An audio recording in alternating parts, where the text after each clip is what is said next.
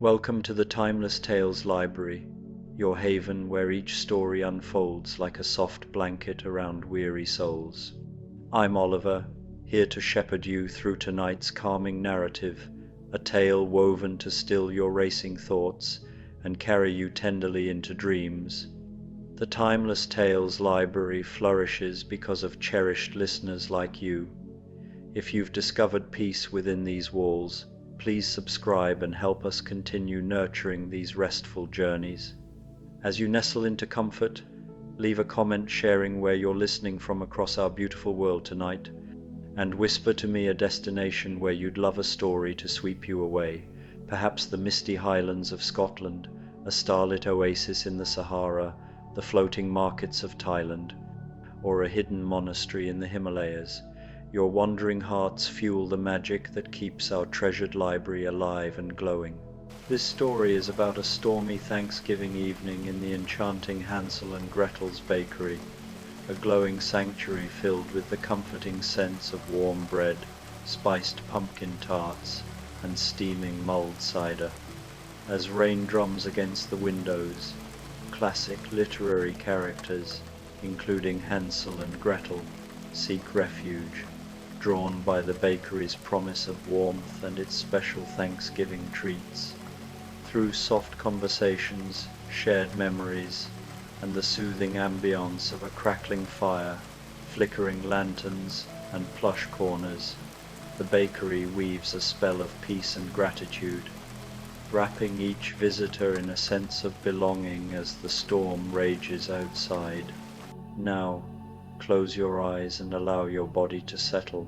The day is behind you, and its sounds are fading. Notice the quiet around you, a soft blanket of stillness. Let that stillness flow into your mind, calming the constant chatter of thoughts. Now, as you breathe, imagine a doorway opening in your mind. This is a special door, one that leads to a place of complete rest and calm. Beyond it lies the Timeless Tales Library. This is a place made just for you, a haven where stories are whispered, not read. Every word is like a gentle breeze, every sentence a soft note of music. Tonight, we step through that door together. Your bed is a private armchair by a crackling fire, the blankets a cozy throw, and the world outside has faded away. There is only this moment, this quiet room, and the tale about to begin. Let the story be your guide, a quiet current to carry you towards sleep. A cozy rainy day, Hansel and Gretel's bakery, a Thanksgiving evening. The rain fell in a soft, unending cascade, draping the world in a shimmering veil of silver and grey.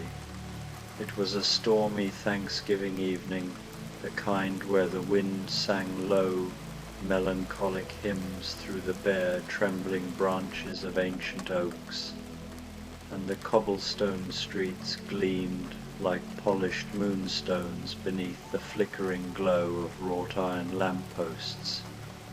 Nestled in a tranquil corner of a magical neighborhood, where the air seemed to hum with the whispers of timeless tales, stood Hansel and Gretel's bakery. Its tall, mullioned windows glowed with a honeyed warmth, casting golden pools onto the rain-soaked pavement, a silent beacon inviting weary travelers to step inside and leave the tempest behind.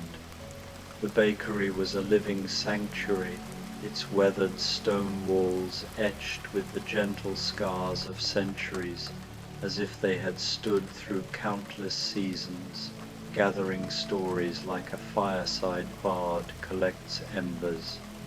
Inside, the air was thick with a symphony of scents, the deep, nutty warmth of freshly baked rye loaves, their crusts crackling faintly as they cooled, the spicy allure of cinnamon-dusted pumpkin tarts, their golden surfaces glistening and the tart sweetness of cranberry scones resting on hand-carved wooden racks, their ruby flecks catching the light like tiny jewels. A grand stone fireplace dominated one wall, its flames leaping in a slow, hypnotic dance, casting flickering shadows that wove across the polished oak floor, worn smooth by countless footsteps. Shelves groaned under the weight of glass jars filled with amber honey, crimson cherry preserves, and spices, cloves, nutmeg, allspice, and star anise that sparkled in the soft glow of brass lanterns, their wicks burning with a steady, comforting flame. At the heart of the room stood a long oak table, draped in a faded, checkered cloth of red and cream, strewn with mismatched porcelain teacups and saucers, their delicate patterns chipped but charming, each waiting to cradle a steaming drink that could banish the storm's chill. The baker, an enigmatic figure who moved like a shadow cast by moonlight, was rarely glimpsed, their presence felt only in the magic of their creations. Every loaf, every pastry, seemed infused with an uncanny understanding, as if the baker could peer into the hearts of their guests and craft exactly what would soothe their souls. Tonight, as the storm wailed outside, its gusts rattling the window panes, the bakery stood poised, its heavy oak door slightly ajar, exhaling tendrils of warm, spiced air into the cold, ready to embrace those who sought its solace. The bell above the door tinkled, a delicate chime like a single note from a distant harp. Cinderella stepped inside, her golden hair damp and curling at the ends, her simple blue cloak heavy with rain, its hem trailing droplets like tiny pearls. Known from her Charles Perrault tale of glass slippers, fairy godmothers, and midnight enchantments, she carried a quiet grace, her eyes shimmering with a resilient hope that had guided her through countless trials. She paused in the doorway, her breath catching as the bakery's warmth enveloped her, chasing away the icy fingers of the storm that clung to her skin. "Oh," she whispered, her voice as soft as the rustle of silk curtains, "this place feels like a dream spun from starlight, a haven where the heart can rest and breathe." She hung her cloak on a sturdy wooden peg by the door, where it dripped rhythmically onto the worn floorboards, each drop a faint echo in the cozy silence. Her gaze swept the room, drinking in the golden glow, the fire flaring briefly, as if to greet her with a warm nod. At the counter, a tray of cornbread muffins gleamed under the lantern light, their golden tops dusted with a fine veil of powdered sugar, steam curling upward like a gentle prayer. A card in elegant looping script read, "Hansel and Gretel's harvest muffins woven with fine cornmeal, golden honey, and a touch of butter to kindle warmth in the soul and spirit." Cinderella's lips curved into a tender smile, her fingertips brushing the tray's edge with reverence, as if touching a cherished memory. "These remind me of the feasts after the prince's ball," she murmured, her tone a soothing melody that blended with the rain's soft patter, when the palace glowed with candlelight and every heart was woven together in joy and laughter. She inhaled deeply, the muffin's sweet, earthy scent carrying her back to those luminous nights, filled with the clink of crystal goblets, the swirl of silk gowns, and the warmth of new-found love. From the shadows, a plate appeared on the counter, bearing a single muffin and a steaming mug of apple cider, its surface swirled with cinnamon and a faint shimmer of nutmeg, the steam rising in delicate curls that danced in the firelight. Cinderella settled at the oak table, her hands wrapping around the mug, its radiant heat seeping into her palms like a gentle embrace. She broke the muffin apart, its crumbly interior releasing a burst of honeyed sweetness, and took a small bite. The flavors bloomed on her tongue, robust cornmeal, silky honey, a whisper of butter that seemed to melt her cares into nothingness. She sighed, her shoulders easing, her body sinking into the cushioned chair, and gazed through the rain-streaked windows, the storm's steady rhythm, a comforting lullaby against the glass. The bakery seemed to hum in harmony with her presence, its walls leaning in ever so slightly, as if cherishing her quiet contentment. The fire's soft crackle, a gentle counterpoint to her thoughts. The bell chimed again, its sound a soft ripple, cutting through the rain's ceaseless cadence. Alice entered, her iconic blue dress slightly rumpled, her blonde locks tied with a black ribbon that glistened with captured raindrops, like dewdrops on a spider's web. Known from Lewis Carroll's Alice's Adventures in Wonderland, she carried a spark of whimsy, her wide eyes brimming with curiosity, as if expecting a teapot to spout poetry or a chair to scamper off on its own adventure. She shook her umbrella, adorned with delicate patterns of tiny teacups and saucers, and surveyed the bakery with a delighted gasp, her breath visible in the cool air before it melted into the warmth. "What a perfectly splendid nook," she said, her voice bright yet hushed, like the toll of a distant bell in a misty valley. "It smells like the Mad Hatter's tea party, but without the chaos, the unanswerable riddles, or the teacups flying about." She wandered to the counter, her gaze ensnared by a tray of pumpkin tarts, their flaky golden crusts shimmering under the lantern light, each crowned with a perfect swirl of whipped cream and a delicate dusting of nutmeg that glowed like fairy dust. A card read, "Hansel and Gretel's pumpkin tarts, infused with whimsical spices and heartfelt gratitude for a night of gentle warmth and cozy dreams." Alice clapped her hands, her smile as radiant as the hearth's golden glow. These would utterly charm the March Hare, though he'd insist on eating them upside down, with a fork and a nonsensical toast to confuse everyone. A plate materialized from the shadows, holding a single tart and a small steaming pot of chamomile tea, its vapors wafting the soothing scents of lavender and honey, mingling with the bakery's spiced air. Alice took a seat across from Cinderella, who offered a gentle nod, her eyes warm with welcome.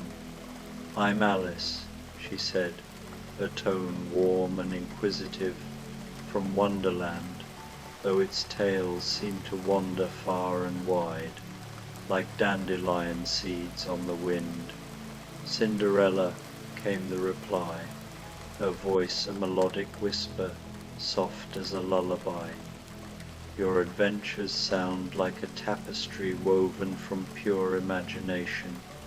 "They are," Alice agreed, delicately, nibbling her tart, the spiced pumpkin filling enveloping her in a wave of comfort, its creamy texture and nutmeg warmth spreading through her like a gentle tide. But sometimes I crave a place like this, where the world holds still, and the only riddle is how to savor such peace. She sipped her tea, the lavender calming her senses, her eyelids fluttering as if on the cusp of a pleasant reverie. The tart's crust flaked delicately under her fingers, releasing bursts of spice and sweetness that danced on her palate. The bakery exhaled in harmony with her, its warmth wrapping her like a favorite shawl, the fire's soft pops blending with the rain's rhythmic tattoo. The two women fell into a subdued dialogue, their words intertwining with the storm's gentle cadence, like threads in a soft tapestry. They spoke of fleeting joys waltzing in gilded halls under crystal chandeliers, chasing elusive white rabbits through fields of wonder, the solace found in a perfectly spiced tart amid a world of turmoil. The fire's soft snaps provided a gentle accompaniment, its golden light dancing across their faces, while the bakery absorbed their exchanges, its walls holding their words like precious artifacts in a velvet-lined box. The rain deepened its song, a low rumble of thunder rolling in the distance like the breath of a sleeping giant. The bell rang once more, and Dorothy Gale stepped inside, her ruby slippers gleaming defiantly against the gloom, their red hue a vibrant spark in the soft light. Her braid, slightly frayed from the wind, hung over her shoulder, and she clutched a small empty basket, its woven straw damp from the storm, a relic of her journey through the land of Oz, as told by L. Frank Baum. She carried a quiet longing for home, her eyes searching the room as if hoping to find a piece of Kansas in the bakery's golden glow. "Oh my," she said, her voice soft and tinged with a prairie drawl, warm as a summer afternoon. "This place feels like Aunt Em's kitchen after a long harvest day, when the air is filled with the scent of bread and the promise of rest." She hung her coat beside Cinderella's, its hem dripping in a steady, soothing rhythm, and approached the counter, where a tray of cranberry scones waited, their ruby-red flecks glowing like embers in the lamplight, their surfaces rough yet inviting. A card read, "Hansel and Gretel's cranberry scones baked with tender care to bring you home to the heart of comfort." Dorothy's eyes softened, her fingers lingering on a scone's textured surface, feeling its warmth through her chilled skin. "These look like the treats we'd share after a day in the fields," she murmured, her voice thick with nostalgia, "when the table was laden with love, and every soul was safe under one roof." A plate appeared, bearing a scone and a mug of hot cocoa, its surface dusted with cocoa powder that swirled like tiny constellations in a midnight sky. Dorothy settled near Cinderella and Alice, who greeted her with warm, welcoming smiles, their eyes reflecting the fire's glow. "I'm Dorothy," she said, her tone a calming hum, like a breeze through wheat fields, "from Kansas, though I've wandered to Oz, and back on a road of yellow bricks."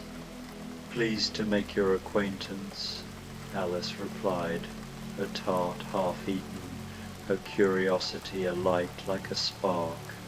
"Have you met wizards or conversing scarecrows in your travels?" Dorothy's laughter was light, a sound like wind rustling through golden grain. "Oh yes," she said, breaking her scone apart, its buttery warmth releasing a tart cranberry scent that mingled with the bakery's spiced air. "But tonight I just want to sit here, wrapped in this warmth, and listen to the rain's gentle song." She sipped her cocoa, its rich velvety sweetness grounding her, and the three women wove a tapestry of conversation, their voices harmonizing like notes in a folk ballad. They spoke of belonging, of regal chambers lit by chandeliers, rabbit holes leading to wonder, and winding brick paths that taught courage, each anecdote softened by the bakery's luminous aura, the hearth's gentle murmurs, and the storm's distant, soothing cadence. The bakery pulsed in sync with their exchange, its walls glowing with a warmth that felt alive, almost tangible. The lanterns flickered, casting soft silhouettes across the checkered tablecloth, and the mingling scents of cranberries, cocoa, and cinnamon created a symphony of comfort that seemed to cradle the room. The storm outside faded to a mere whisper, its power no match for the bakery's serene enchantment. The precipitation deepened its melody, a persistent serenade against the windows, and the bell pealed again, its chime as soft as a sigh. The little match girl crossed the threshold, her frail silhouette swathed in a frayed shawl, its edges tattered but soft, her large eyes aglow with an inner luminosity drawn from Hans Christian Andersen's poignant tale. She embodied a quiet, unshakable hope, her footfalls feather-light despite the lingering frost that clung to her thin frame. She paused at the entrance, her breath halting as the bakery's heat cascaded over her, like a vision conjured from the fleeting glow of a match's flame. "It's like a dream that doesn't fade," she whispered, her voice as ethereal as falling snow, barely audible above the fire's soft crackle. "A place where the cold can't linger, and warmth feels eternal." She approached the counter, her eyes captivated by a tray of gingerbread cookies, each molded into delicate star shapes and veiled in powdered sugar that twinkled like fresh frost under the lantern light. A card announced, "Hansel and Gretel's gingerbread stars imbued with radiant warmth and guiding light to illuminate even the darkest hours." The little match girl's eyes sparkled in response, her slender fingers tenderly tracing a cookie's starry contour, as if it were a treasure from one of her visions.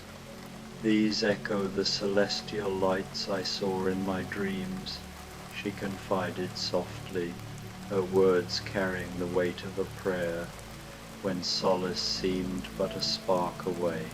A plate arose from the shadows, proffering a single star-shaped cookie and a mug of mulled wine, its aromatic spices, clove, cinnamon, and orange zest permeating the air with a profound, comforting warmth, evocative of benevolent winter evenings. The little match girl nestled at the table, her diminutive form sinking into a cushioned chair as if it were crafted just for her. "I possess no formal name," she admitted, her voice timid yet infused with a quiet warmth, "but I come from a story of matches and ethereal visions." "You are embraced here," Cinderella assured, her words a tender caress, her eyes soft with kindness. "I am Cinderella, joined by Alice and Dorothy."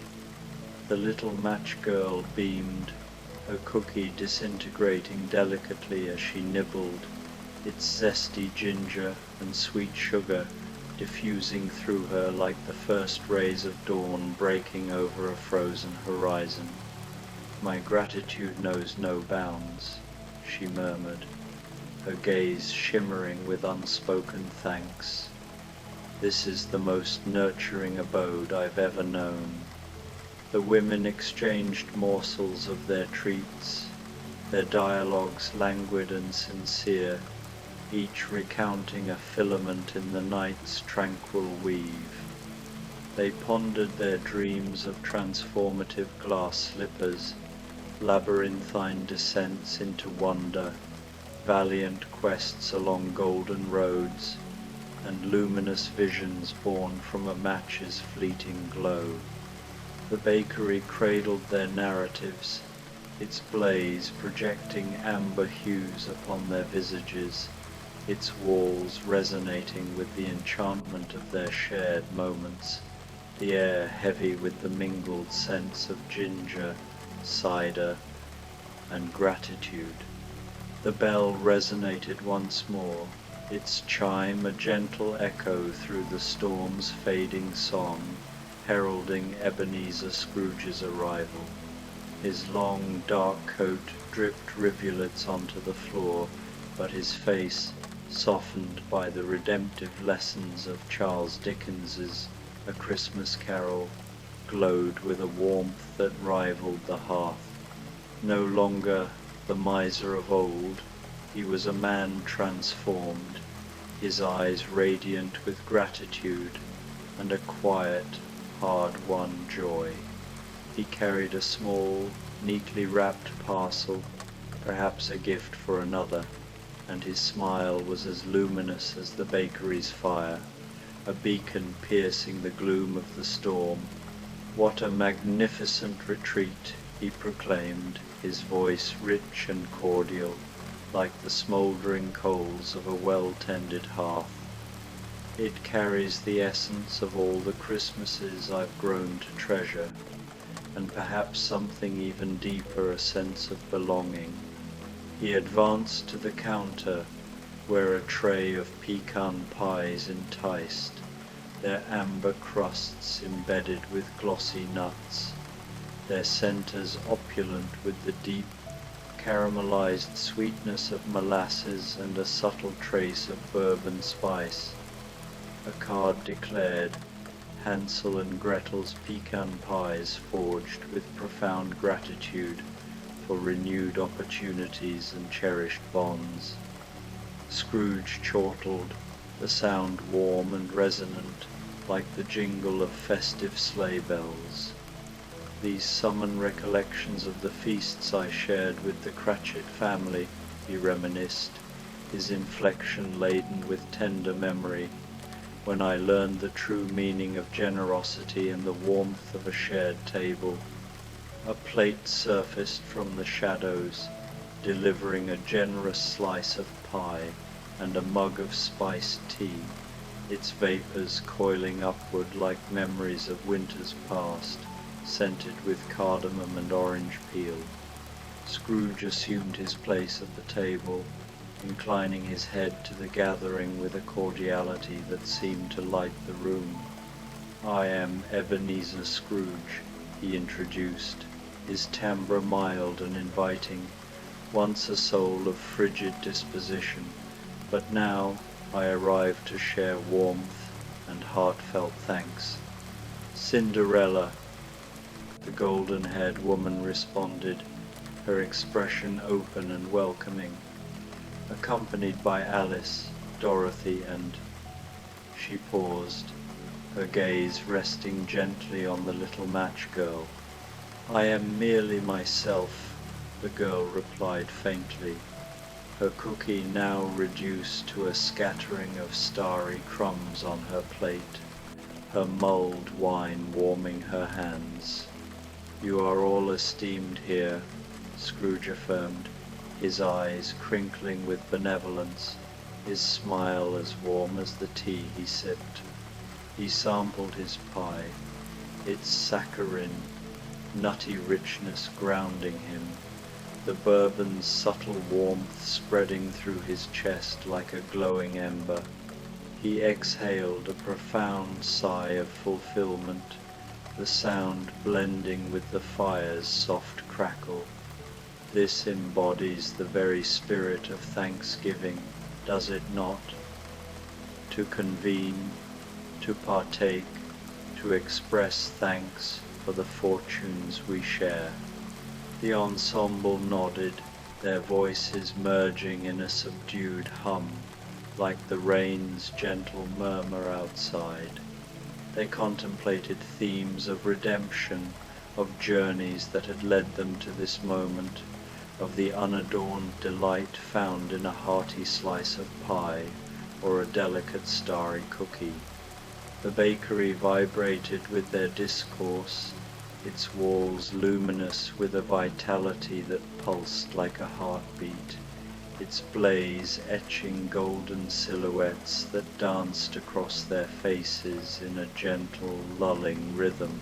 The storm persisted, its rain a steady lullaby, and the bell chimed again, admitting Snow White, her raven-black hair damp and clinging to her pale cheeks, her simple red cloak vibrant despite the downpour.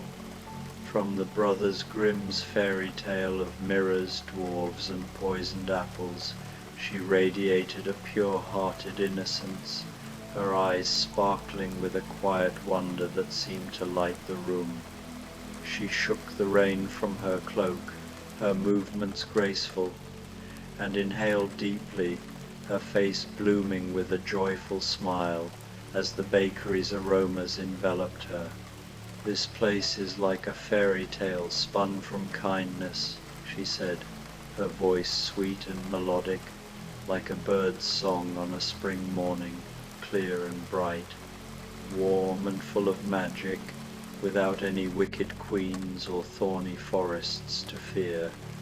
She hung her cloak beside the others, its folds dripping softly, and approached the counter, where a tray of apple turnovers waited, their flaky pastry encasing chunks of cinnamon-spiced apples, their surfaces golden and glistening with a light glaze, steam rising in inviting wisps. A card read, "Hansel and Gretel's apple turnovers, baked with pure hearts and autumn's bounty, for moments of innocent delight." Snow White's eyes widened, and she touched one gently, her fingers brushing the warm pastry. "These remind me of the apples from my story," she said softly. "But these are safe and sweet, meant to be shared with friends, not hidden in deceit." A plate appeared, bearing a turnover and a delicate cup of herbal tea, scented with chamomile and a whisper of rose petals, its steam curling like a gentle dream. Snow White joined the group at the table, offering a graceful curtsy as she introduced herself. "I'm Snow White," she said, her voice carrying a warmth that matched the bakery's glow, "from a tale of 7 little friends and a magical mirror." The others welcomed her with soft smiles, their eyes reflecting the fire's golden light. She bit into her turnover, the apple's tart sweetness balanced by the warm spice of cinnamon, filling her with a quiet joy that seemed to radiate outward. Their conversations flowed gently, weaving tales of kindness in the face of adversity, the simple pleasure of a shared fruit, and the bakery's enchanting embrace, the air rich with the scents of apple, spice, and gratitude. The rain softened slightly, its rhythm a gentle hum, and the bell rang again, heralding the arrival of Peter Pan, who stepped rather than flew into the bakery, his green tunic damp, his mischievous eyes sparkling with eternal youth. From J.M.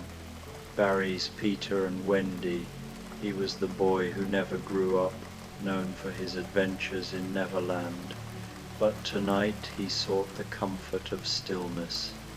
He shook the rain from his tousled hair, his grin wide and boyish as he took in the bakery's warmth.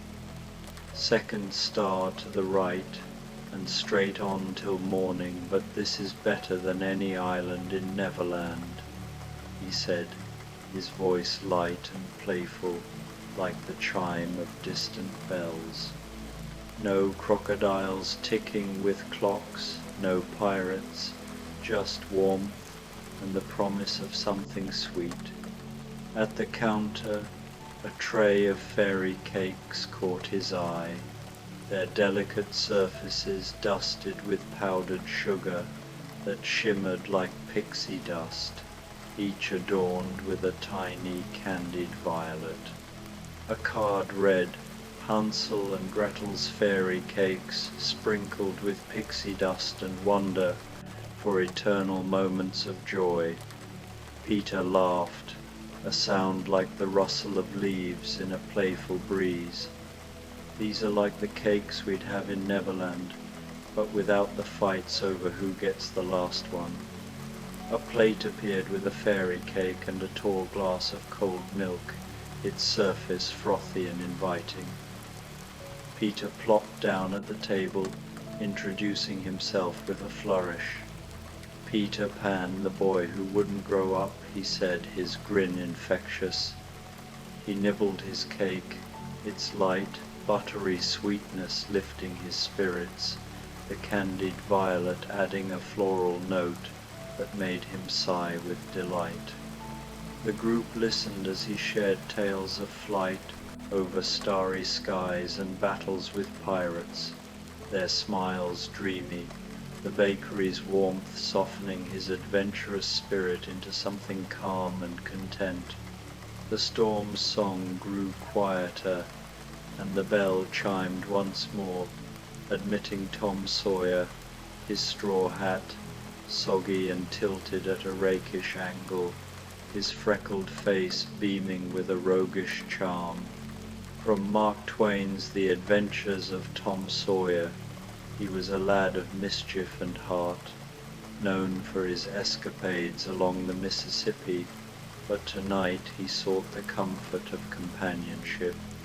He wiped his muddy boots on the mat, sniffing the air with a grin. "This beats hidin' in a cave any day," he drawled, his voice full of boyish warmth, "like a summer day by the river. Smells like Aunt Polly's kitchen, but without the chores or the switch." At the counter, a tray of honey biscuits glistened, their golden surfaces drizzled with a thin thread of wildflower honey, their edges crisp yet tender. A card read, Hansel and Gretel's honey biscuits drizzled with riverbank honey for adventurous hearts at rest. Tom's eyes lit up, and he grabbed one, holding it to the light. "These are like the biscuits we'd sneak on lazy afternoons, hidden from chores," he said, chuckling. A plate appeared with a biscuit and a tall glass of lemonade, its tartness tempered by a hint of sugar, condensation beading on the glass like morning dew. Tom joined the table, introducing himself with a tip of his hat. "Tom Sawyer, from Missouri shores," he said, his voice warm. He bit into his biscuit, the honey's sweetness soothing his restless spirit, and regaled the group with tales of painted fences and cave adventures, the bakery filling with gentle laughter that mingled with the fire's soft crackle. The bell rang again, its chimes soft and welcoming, and Jo March stepped inside, her dark hair damp and tucked under a simple bonnet, her eyes bright with a spirited curiosity. From Louisa May Alcott's Little Women, She was a writer with a fiery heart, but tonight she sought the quiet comfort of a shared moment. She shook the rain from her shawl, her smile warm as she took in the bakery's glow. "This is like our attic on a rainy day," she said, her voice rich and earnest like a well-loved book, full of stories, warmth, and the promise of something good to eat. At the counter, a tray of molasses cookies waited, their dark, chewy surfaces fragrant with ginger and cloves. A card read, "Hansel and Gretel's molasses cookies for spirited hearts finding peace." Joe's eyes sparkled. "These are like the cookies Mommy would bake," she said softly.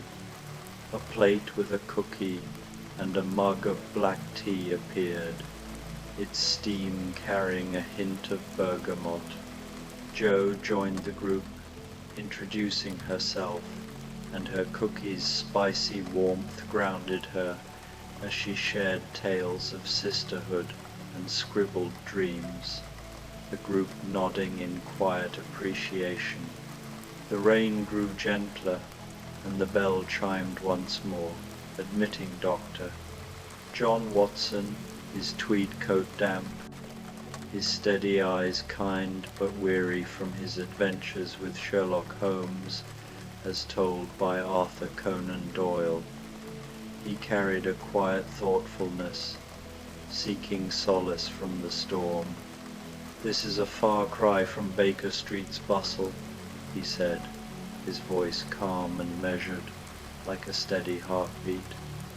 "A place to rest and reflect."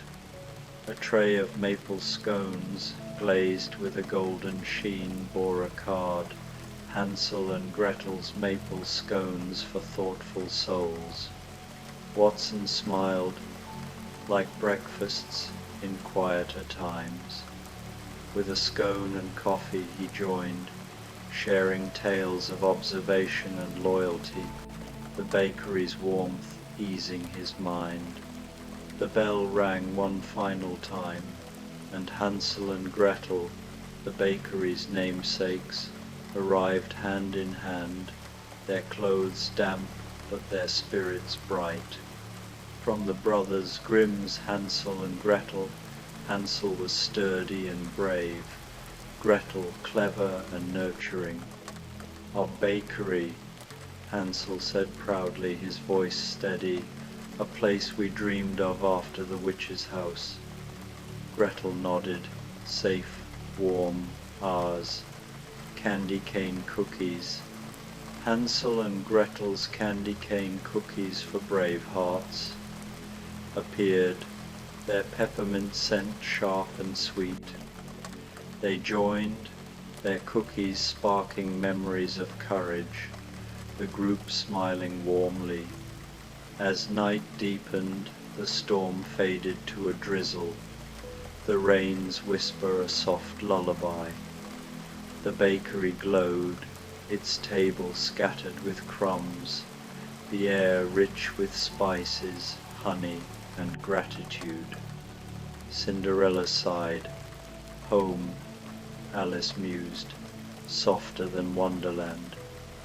Dorothy nodded, "Realer than Oz." The little match girl whispered, "A lasting vision." Scrooge smiled. "Second chances," Snow White beamed, "pure magic." Peter grinned, "Better than flying." Tom chuckled, "No adventures needed." Joe murmured, "A story worth writing." Watson nodded. "A moment to cherish," Hansel said. "Safe at last," Gretel added. Together, the baker placed warm rolls, Hansel and Gretel's Thanksgiving rolls to share in peace. They partook, steam rising, rosemary-scented bites uniting them.